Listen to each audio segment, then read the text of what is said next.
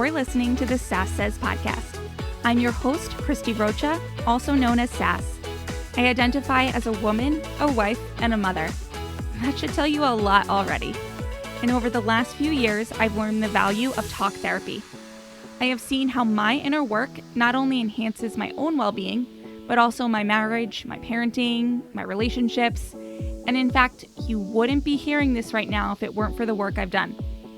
My mission is to debunk the misconceptions and stigmas around what therapy is and who it's for.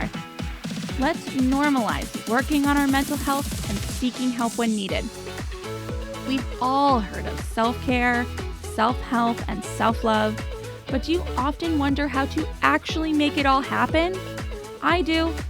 You'll hear strategy-based conversations with professionals, as well as inspiring and validating stories from women who are just like you and me. Think of this podcast as the weekly therapy sessions you didn't know you needed, with a dash of sass, a lot of vulnerability, and me, relentlessly asking, but how? Hello. Welcome to the show. Today I'm joined by Lucia DeMarco. Lucia has built various careers as a multi-passionate entrepreneur. Her professional background includes coaching, freelance creative director, education consultant, parent mentor, yoga instructor, and 7 years in senior management positions, including founder and CEO of an international festival and school leader of a Steiner Waldorf school.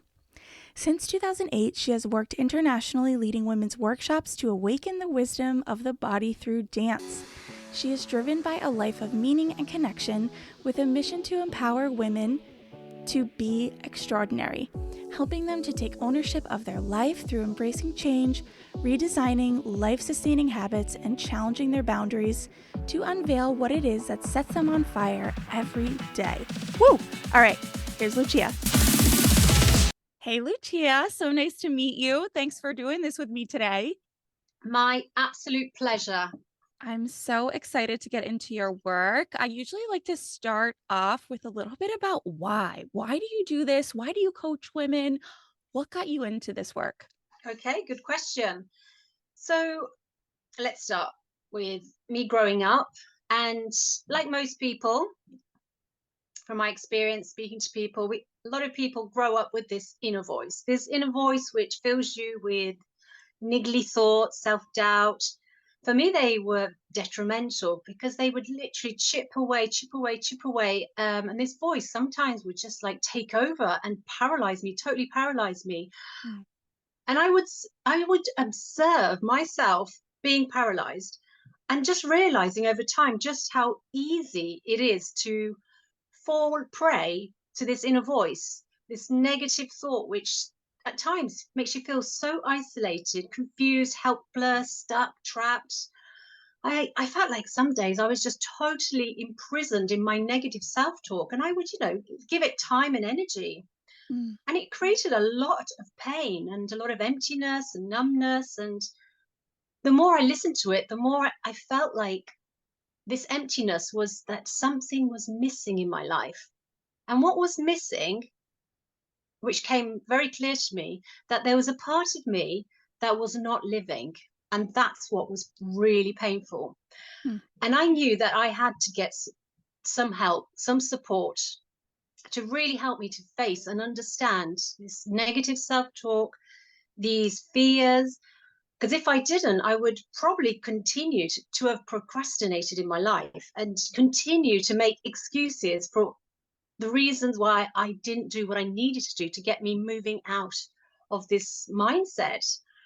Mm-hmm. And I know that if I didn't get help, I wouldn't be here today doing what I absolutely love doing. And that is helping women to do exactly the same, to help women to really acknowledge how detrimental that negative self-talk, that self-doubt is on our achieving what we want to achieve in life. And as women, we are so creative. We are creative beings, and we're designed to create. And I know what it's like, what it feels like when we're not creating, and it's so painful. And we all have so many talents, so many gifts, but sometimes we just don't know how to bring them to fruition. How can we bring them more into our lives, maybe create a career or a business? And that's what I have been doing for most of my life, is really bringing to the light what I love doing, what I'm good at, what ignites me, what I feel like I'm meant to be doing each day. So when I do it, I know it's what I'm supposed to be doing, because I'm on fire when I'm doing it. I feel like my life is extraordinary. So they are the signs, like, okay, you're on the right track. Because Hmm. when you don't feel like that, and I've felt like that in the past, where it's like a fog, it's like fog, you're walking in fog, it's just like gray cloud, and something is just not right, you can't put your finger on it. Or at times you can, but you just don't have that confidence Yeah. to, or yeah, you just don't have that confidence. You talk yourself into all the reasons why you can't do what you want to do, what you need to do, what you're meant to do, what you feel so deeply, profoundly. So that's what has motivated me, Hmm. and that's what I've been doing for many years now, is to hold women's hand and to really help them cut through their own fears, their own limitations, and to really understand what it is that's holding them back. Yeah. So, so many things that I want to go back to that I made note of in what you said. And first, I just want to say that I think that you described what it feels like to have such a harsh inner critic so well. Like the idea of watching yourself be paralyzed and imprisoned by negative self-talk. These are such powerful phrases and almost, I can almost picture them visually in a way. And I'm curious, looking back in your life, how how did this actually manifest and show up? Like, can you recall any specific examples or just, general situations where you felt like this self-talk, this negative self-talk was holding you back? Like, I guess that's what I'm asking. Where in your life was it holding you back? Okay. So I can talk about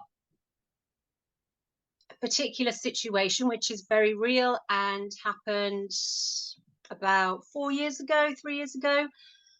Just to let you know that the self development is ongoing. It's Mm, never really resolved, and that voice is always there in the background. And it was interesting how, when I was making a huge decision, because I always like to reinvent myself, and I came to a point in my life, also because the situation globally was changing. mm, I decided to change my career again, and I had been working in education for many, many years and trained in Steiner Waldorf and therapeutic pedagogy, as well as the coaching work.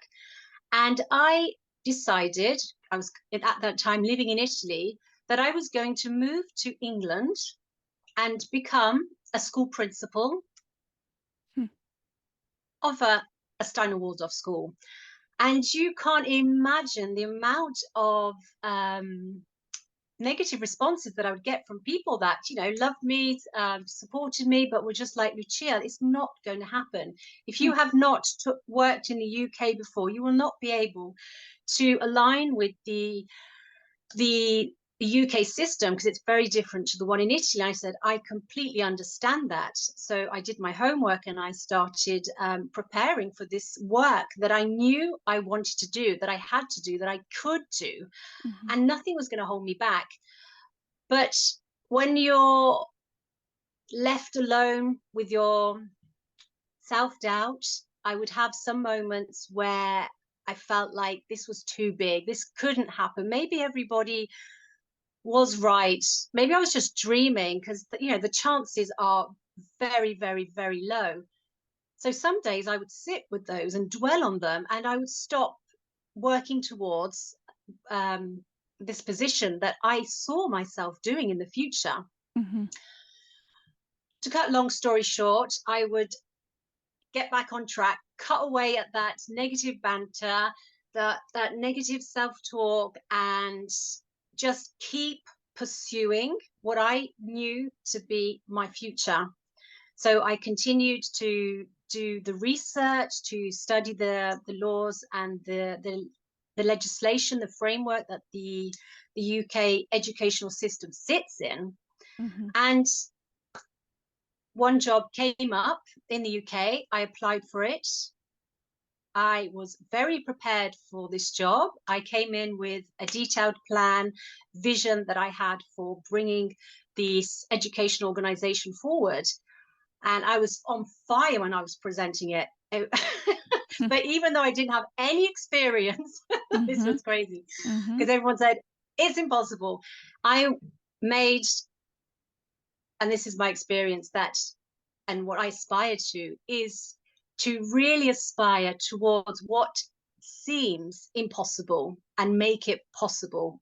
Mm-hmm. So if I had listened to others, if I'd listened to my own self-doubt in those moments of maybe lacking my capabilities, trusting in my knowledge and my ability to do it, I might have just pulled out. Yeah. So, and I love telling these stories because they're stories where my own experience, I truly, truly hope, and my desire is that my experience to be shared with other ladies, other women that go through those times when they have such a desire to do something, they have this clear vision, but they just feel like it's not possible because and they come up with so many reasons, and maybe some of them are valid. But showing my examples, like this was a very low chance scenario, but I pursued with a lot of inner strength, belief, passion. I studied, I researched, I was well prepared, and I didn't stop until I got that vision to come alive. So that really helps to motivate women to really push through those limitations, those boundaries that we set on ourselves, which often others set on us as well, and to really make possible what seems impossible. Yeah. Yeah, I think this is particularly relevant now. I mean, at least here in the US, I'm sure it's similar other places where you are. Post-pandemic, you know, I think particularly women are changing it up. And there's a lot of self-doubt and fear that comes with that, particularly when it comes to career. You know, we all know the statistics that I don't know specifically offhand, but women were majority the ones in the house that had to leave work to, you know, do homeschooling with lockdown and all of the things. And so coming out of the lockdown and sort of the world opening back up post-pandemic, women are finding themselves where they have the opportunity to pivot. And I think as exciting as that can be at times, it can also be terrifying. um are Yeah, you yeah, yes, are sure. yeah, go ahead. Yeah, change, the unknown, Yeah. we're programmed to fear it. It's kind of inbuilt. So it's a natural response to feel that fear because you've been, for example, that you gave, mothering and homeschooling children, and then the situation changes and you maybe got used to that rhythm and that new lifestyle, and then again you're asked to change again.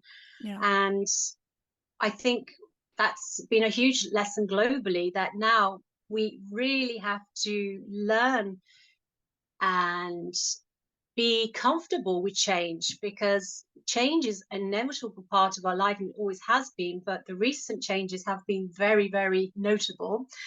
And yeah, we need to really learn to onboard change as a necessity, for moving forward. So it's like an exercise that we're going to continuously have to onboard, I think, as a natural progression for humanity, to learn to embrace change, to be flexible, and really work with that ability to take on change, and knowing that it has to be part of our lives, because if we don't make changes, things don't happen.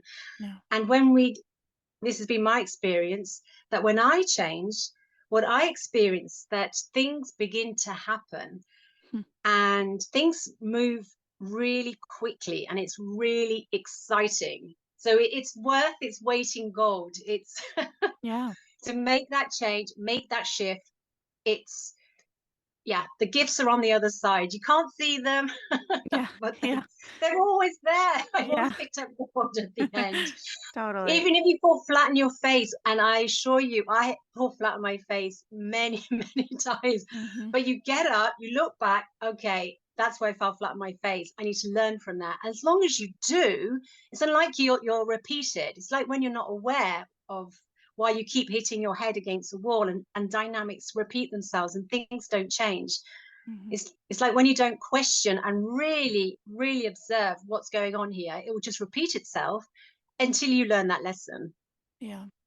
Yeah. And, I think a lot of this comes back to personal growth, personal development. What are some of the ways that you have exercised your personal growth? What are some of the things that you've done? And I mean like the tangible things of, was it reading books, or was it working with a coach yourself? Was it listening to podcasts? Like, how did your self development journey progress? Okay, good question. So I would probably call myself a personal development junkie. I have always loved learning and to really understand human nature, human development. That's why I went into teaching. I was really, really excited to learn about how we learn, how children learn, how they develop. So I have been through many different types of trainings to really Mm, strengthen my own personal development, which has also influenced my professional development. So I have spent many years in yoga. So I've worked also as a yoga teacher. I trained as a yoga teacher, in meditation, in dance. Physical movement, creative movement, arts in general have always been a vehicle for me to really transform and really help the journey of discovery, to understand who we are, why we're here, and what we're meant to do in this life. So I have spent many, many years also reading. I was a huge reader, and I was interested to learn about different cultures around the world. Then I started traveling, and I traveled to many different countries, and I wanted not just to travel for the sake of it, but I wanted to travel to meet those cultures that were living in those countries. And I began learning dances from different traditions around the mm, world. And then that then evolved into something else that I created, and that I run workshops on dancophy, which is the wisdom of dance. And then I also had my own mentors, my own tutors, my own coaches. I'd studied anthroposophy, which is a spiritual science, and trained to become a Steiner Waldorf teacher and therapeutic pedagogist. And all this has really accumulated. And the reason why I'm here today, all that will to learn, to exercise, and to really continuously push myself, push those boundaries, and to really not let those limitations hold me back. Because as I mentioned before, the outcome was this feeling of being trapped and imprisoned. mhm, And these examples that I gave you were tools for me, which were fundamental in really breaking through that that inner that inner prison, that mental prison. And it gave me the tools. I always visualize a sword. I visualize a sword that really cuts through that mm, self-doubt. And yeah, mhm. Hmm. That has been a little bit of my own journey in personal development. Yeah, very cool. I particularly, you know, love the aspect of travel and culture and dance. I mean, I ask that question to a lot of people, and this is the first time I've heard answers like that. And so is Oh, really really? something different, you know, and something too that strikes me about it is that my personal development, you know, journey or whatever you want to call it, up until this point, aside from this podcast, has been very isolating. And so to hear some examples from you where you really are pushing community and pushing socializing as part of your development is refreshing for me and something that I think personally I need to I'm grateful for the reminder that that community aspect is very important. Oh, absolutely. We are social beings. We cannot forget that. Mhm, We thrive in human interaction, and it is fundamental. It's like oxygen. mhm, mhm. So you talk a lot about on your platforms, you talk a lot about purpose. And I recall being on a walk with my daughter, who's my older one. She was maybe a year old, year and a half old. And I was on a walk with her. And it was the same walk that we would take every single day. And I got out my phone and I literally Googled how to find your purpose because I was feeling so stuck in a rut, so stuck in a routine, definitely knowing it was time to pivot, but really didn't know where to start. Where do we start to find our purpose? How do we do that? Yeah, good question. I like the word autopilot that you used. Mm, And I think that many people are on autopilot without actually realizing it. And you don't realize it when you start questioning. Questioning is the first step to getting the answers. mm, So that could be the answers to anything. So if we're talking about what is my purpose, what I say to my clients is that, okay, we need to ask the right questions. And when we ask the right questions, we start to develop self awareness. So mm, becoming aware of yourself. So the questions, they're very simple questions, but if we don't answer them, we'll never, ever get to the responses. So the questions are, what do you love? What are you good at? What is it that when you're doing, you are on fire with? It ignites you. You're excited to get up in the morning to do it. You know, there is your purpose talking to you. mm, And that is unique for everyone. And it's a conversation. And if you have it with somebody else, it makes a huge difference. So to be able to externalize the responses and somebody to help you guide you in the answers and to help you to reflect on the answer, it's like peeling away different layers. So that could be with a close friend, a family member, work with a coach or a mentor, but work with somebody. Go through that process of self-awareness and ask those questions, what, you know, to really understand what it is that makes you be on fire when you're doing it. mhm. Yeah, that's a great Asking point. questions. Yeah, it's a great point about externalizing because I have found the key part about that for me is that when I do share with someone else, it really forces me to clarify my own thoughts. Whereas when I'm just rumbling around in my ruminations in my own head, there is a certain level of, well, I know what I mean by that, so I don't have to think about it further. Whereas if I'm saying it to someone else, they're going to go, well, what do you mean by that? And I have to get really specific. And the other part about that that I find interesting is I, upon reflection of that conversation, I always take note of the parts of my thoughts and the parts of the story or the ideas that I actually held back. And I think that always tells me something too, like which part of this didn't I share and why didn't I share it? And that is always an interesting aspect too. Whereas again, when you're just in your own head, it's all just up there rumbling around.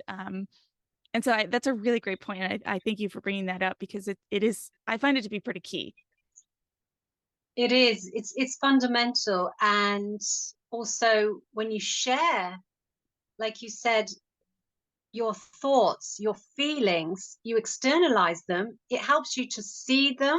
Mm-hmm. And that over time helps to bring more clarity. And the more you ask questions on what you want to clarify, you start to put a magnifying glass on it and bring into focus the response, go into more detail.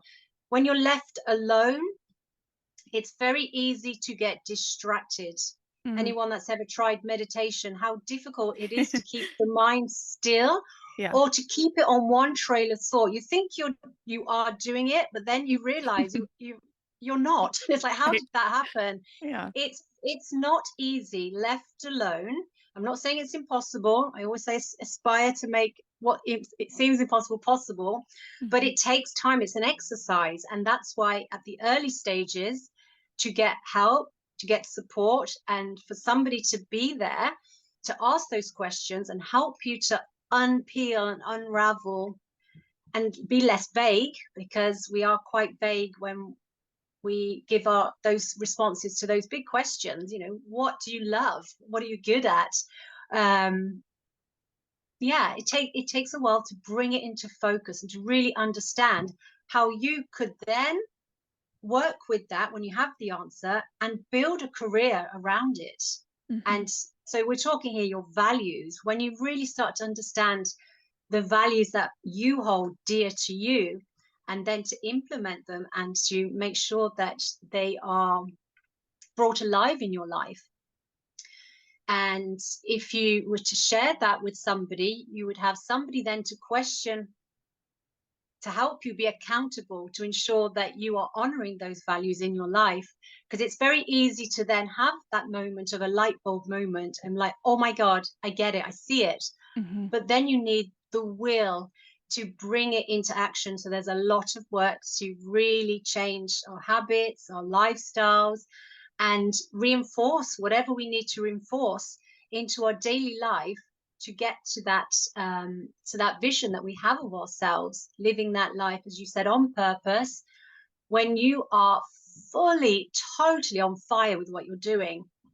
So yeah, Yeah. don't be alone. Don't be alone. Yeah.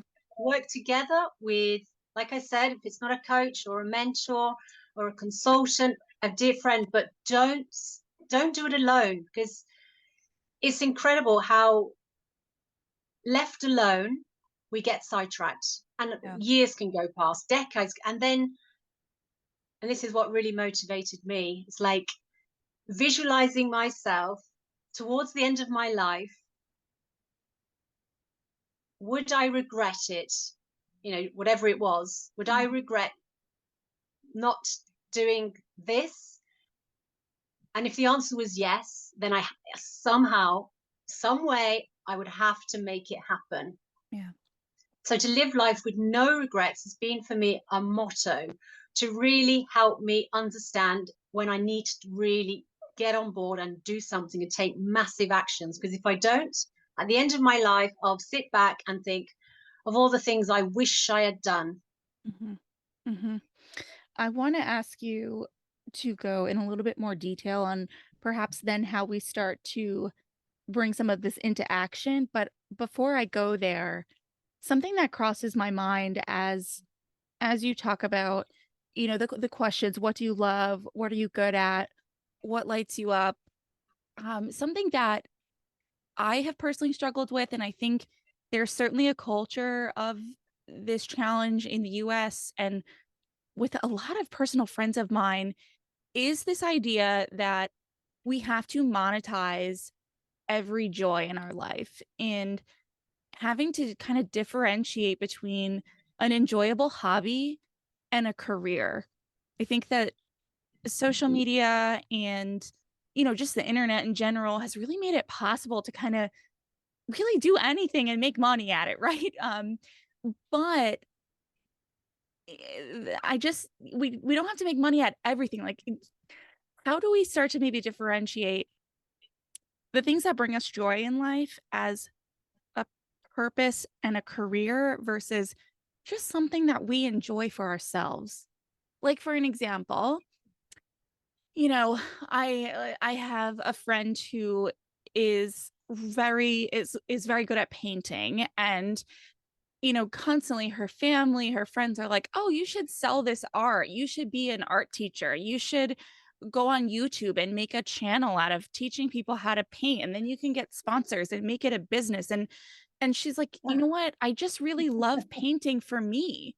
And so when we do want a Brilliant. career, go ahead. She's got she's got her answer, because it's other people's thinking what she should be doing or could be doing, but Mm, she's content in doing what she's doing and how she's doing it.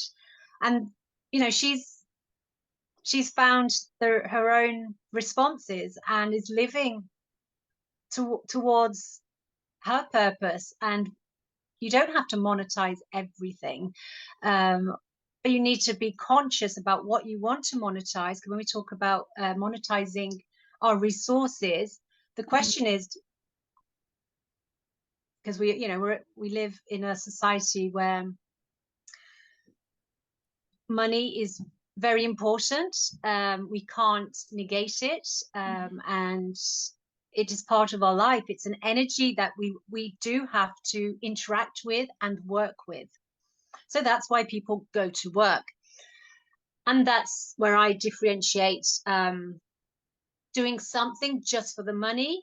But then, if you do and you enjoy it, mm, and you feel like it's inspiring you and it's not draining your energy, then it's fine. But if you're doing something just for the money, the price you pay is huge. And this is where a lot of women come to me to make that shift, because they are doing something for the financial gain, but what they're losing is huge. Going back to what I was saying before, just living a life on autopilot, not doing, knowing that what you're doing is not what you're meant to be doing, and that part of you is missing and it's not living. And what has been my experience is that your energy drains. It is so draining when you have to get up to do something just for that financial return. mhm, So that's where we work towards, okay, is there another way? And there always is, because mm, there isn't just one way. The possibilities, the opportunities, from my experience, are numerous.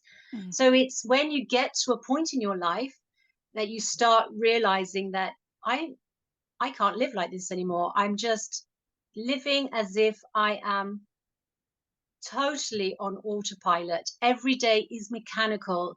It's Yeah, it's draining me. yeah, It's depressing me. And you see a lot of sad people because that what they're doing really is not what they want to be doing. yeah. And Okay. that's when those questions come in. So Mhm, it is all about, everyone's individual. They have their own circumstances.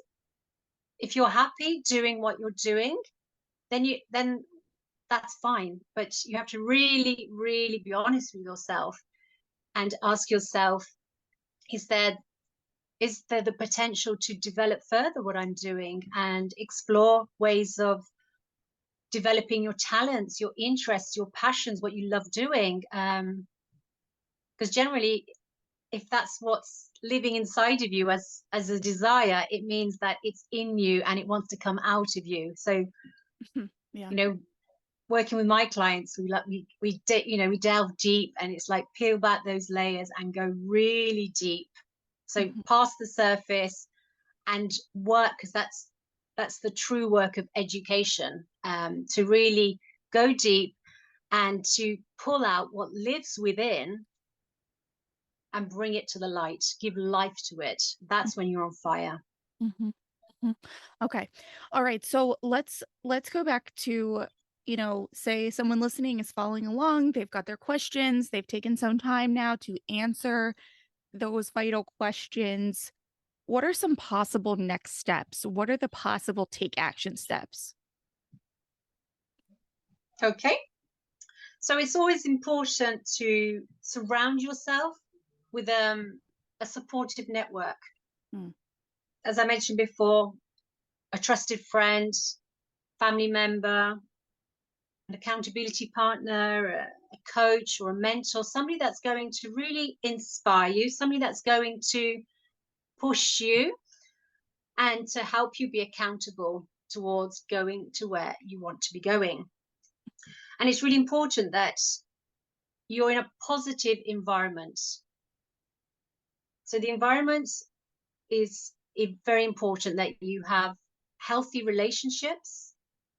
Those relationships are not controlling, not adding to your lack of confidence or your lack of your abilities. Relationships that aren't about power struggle. So it's fundamental to be surrounded with in positivity, with supporting individuals that will really help you, encourage you, inspire you, and push you and challenge you. That's another piece of advice. Okay. Surround yourself in positivity and a support system. A support system, as we mentioned before, community. It's all about community, and to be inspired, to be reignited. That's important. Mm-hmm. Mm-hmm. Okay. And so let's say, you know, you are someone who offers that type of support, and not let's say you are someone that offers that type of support. What does it actually look like to work with you? Are you meeting with someone? Like, how often are you meeting? What types of things are you doing when you're working with someone? Are there exercises? Is there homework? Like, paint a little picture of what it looks like to work with you and within your program. Okay, sure. So my program is a dynamic program and it's fun. The program is called Be Extraordinary.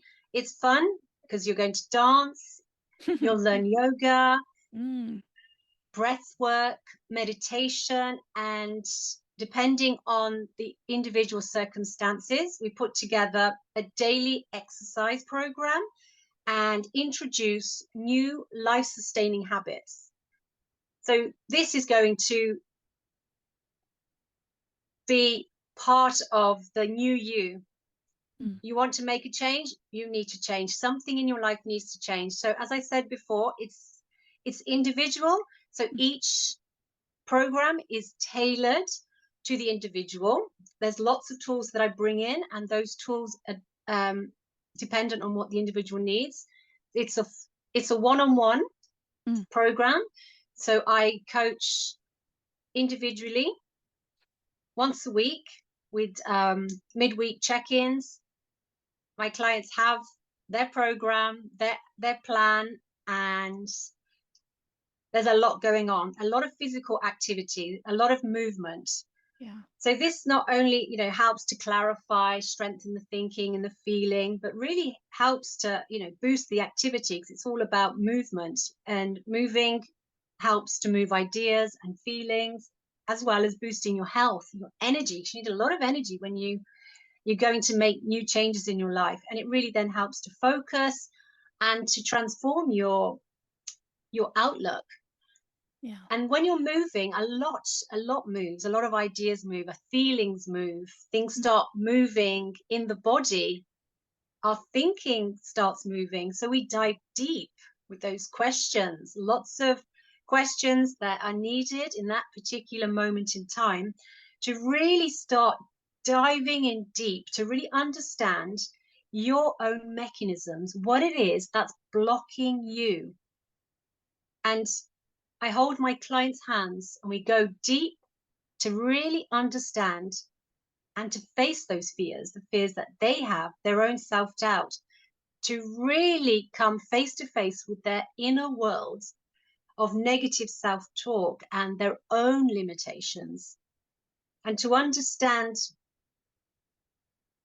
exactly what is your barrier. And when you interact with it, that's when you can start to work with it, dance with it, transform it, Mm-hmm. and remodel it into something else. Mm-hmm. It's a 12-week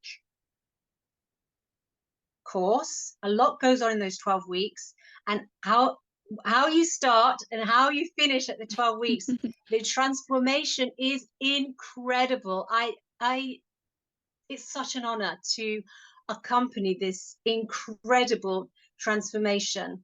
So to really, really work with transforming yourself, because if you don't, not only do those mechanisms, those dynamics just continue to reinforce themselves in your life, but over time, not only does it just repeat, but it just gets worse. Mm-hmm. It gets worse, and the pain just gets greater. And not only does it affect you, but it will affect the people around you. It's going to reflect, it's really going to affect your close relationship with your partner, with your children, with your colleagues, because anything unresolved will present itself on the outside. When you start to resolve what it is that, whatever it is within you that is holding you back, it's going to radically transform your relationship, not only with yourself, but with the others that are in your environment. Mm-hmm. So Yeah. it's yeah, it's incredible. I'll share something really quickly with Sure. you, because what I was trying to ignore, my body really started to hit hard. Because when I mentioned before how it can affect your health, Mm-hmm. it's incredible how our bodies speak to us, how that inner pain, which I call, the pain of the individual on a deep level, and I talk in terminology of the soul, it expresses itself through emotions. And in my experience, that emotion of sadness transformed into a physical illness. And that illness hit my lungs, my respiratory system. And for different people, different physical alignments come into being, and mine was the lungs, and it started with asthma. I couldn't breathe because, like I said before, I wasn't living. A part of me was not living, a part of me was missing, and my lungs really, really showed me that.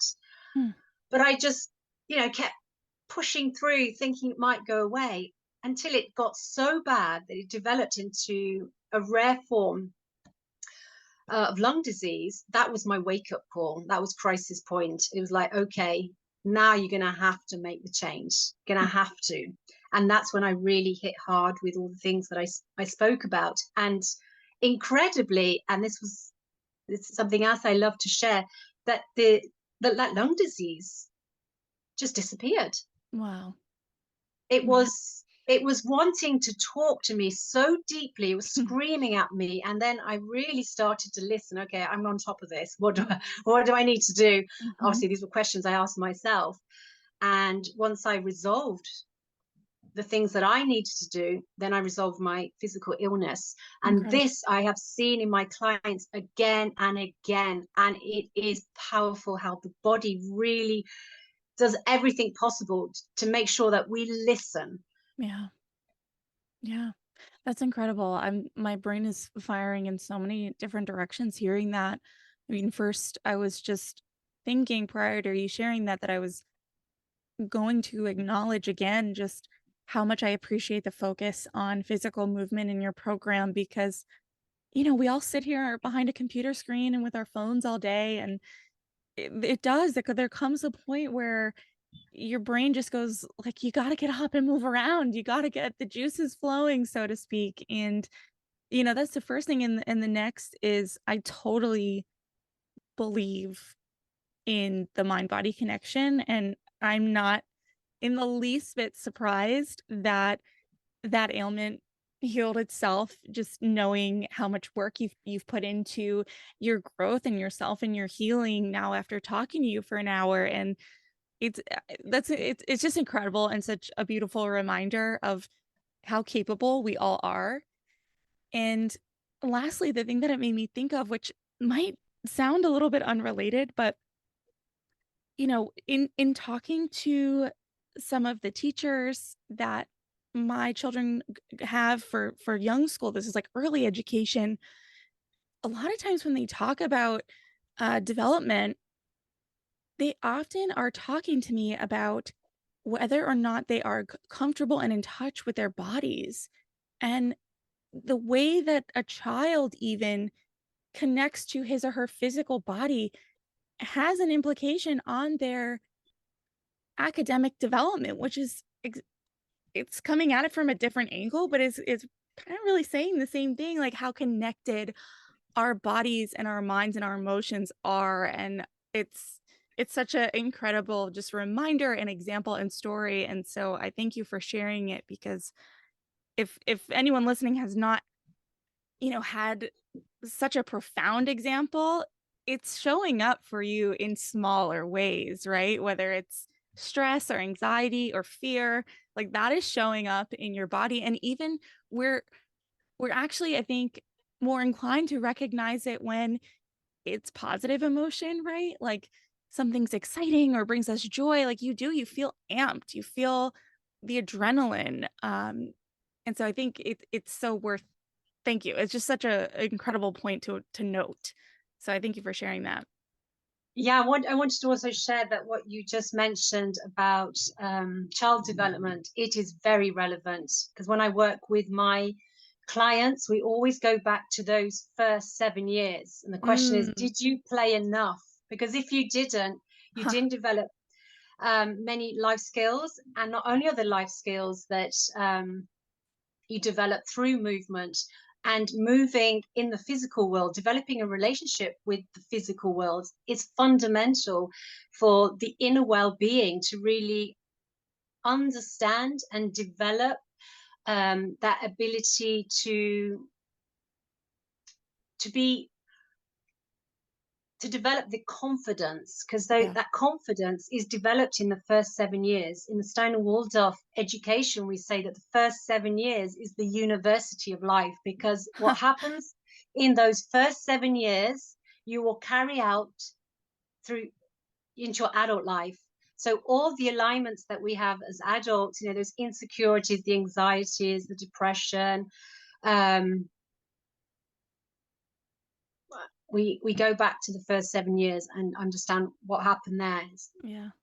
Yeah. What happened It's in those first 7 years, they are crucial. mhm. And movement is fundamental. What we do in education in those 7 years is educate the physical body. So all learning Hmm. has to be interactive learning, and it's learning through experience. It has to be through the body that the learning takes place. Otherwise, no learning will happen. Wow. It's Yeah. all about physical movement, and movement is fundamental. Everything's in movement, and if we're not in movement, we'll certainly feel the effects of it. And I always say to my clients, if you're feeling depressed, just go out for a walk and don't stop walking until your feelings transform, your thinking transforms, and then you can come back home. It might Yeah. happen in 5 minutes, it might be an hour, whatever it takes. Just move, because Mhm. if you don't move and you just sit with those thoughts, you will just pass hours and hours and hours of those negative, that inner negative self-talk. It will just eat you alive. I've been there, and I just get up and walk out the house. Mhm. Mhm. And just, that's another piece of advice: go for a walk. Yeah. When you're depressed, when you're down, move, Yeah. put some music on, dance. Yeah. No, it's it's so it's true. Yeah. incredible how everything, not everything, but we're talking your inner world, your emotions and your thoughts, how they change really quite radically when you just start moving. Yeah. Yeah, there's a there's a trend on social media right now. It's like a TikTok trend that it basically says, I'm not saying that going for a walk will fix everything, but it certainly won't hurt anything. Like, it's always going Exactly. to make at least something better, or even if it's just for that moment that you're walking, like, it never hurts. It can only help. Um, Lucia Always, yeah. yeah, yeah. Lucia, is there anything, based on our discussion or your work or your story that you wanna make sure that you share today or leave people with just in the last few minutes here? Anything based on our conversation that is still lingering, maybe on your heart, mind, or soul that you wanna make sure to say today? What I would like to share with your audience, and thanks for putting that out there, that if anyone would like to continue this conversation, and the ideas that we've been speaking about, if anything's resonated at all with what I've been sharing, please, continue to connect with me on my social media under Lucia DeMarco.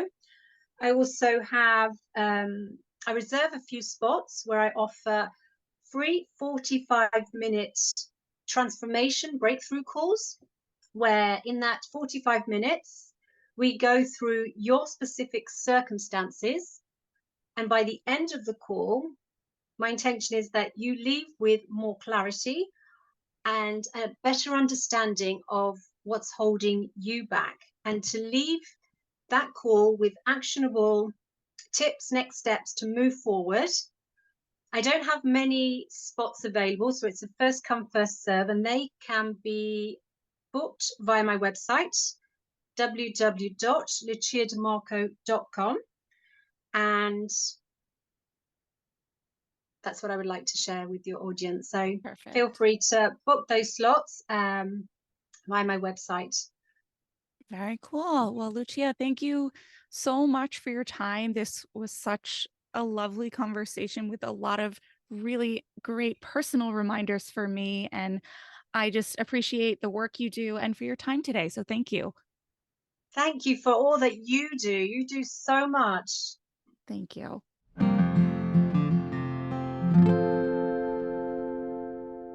All right. Gosh, I think the big takeaway here is let go of that negative self talk. I love how Lucia emphasized the importance of embracing change as a necessary step for personal and professional growth. She shared her own personal development journey and how it's involved various forms of learning, such as reading books, working with coaches, and listening to podcasts. I can relate. I listen to podcasts, read all the books, interview all the people. She also mentions her passion for yoga, meditation, dance, and exploring different cultures, which I thought was just so refreshing to hear. Dance and movement in that particular way is not something we've talked a lot about on the show, and so I was just really interested to hear that, and such a good reminder that putting on a song and just dancing in your room for a few minutes can be such a game changer. So embrace the change, lean into less traditional avenues, and explore what works for you. If you want help, reach out to Lucia. She is bursting to help you love your life. Thank you, Lucia, for joining me. Thank you for listening, and I'll catch you next time. Bye. Thank you so much for tuning in today. Sass Says is a production of Luann Nigara Inc. This podcast is meant to be educational and not meant to replace professional therapy or professional medical attention. To learn more about today's show and what's new in my world, head over to sasssays.com. Thanks so much. Talk later.